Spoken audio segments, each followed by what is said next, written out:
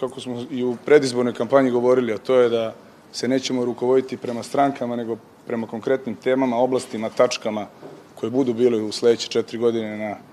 dnevnom redu Skupštine grada i sve ono što budemo smatrali da je po našem mišljenju u interesu Beograđana, mi ćemo podržati bez obzira da li dolazilo od strane vlasti ili budu dobri konstruktivni predlozi od strane opozicije. Mislimo da smo ovde došli da se bavimo problemima Beograđana i da treba da pokušamo na sve moguće načine budemo što produktivniji, što efikasniji. Voleo bih da u buduće, bez obzira da li ću ja i dalje biti ovde, da se ipak odbornici drže tačaka dnevnog reda, Poslovnika, sa druge strane da odbornici budu dovoljno pristojni da puste one koji izađu ovde da normalno govore. Mislim da je to neko, ako ništa drugo,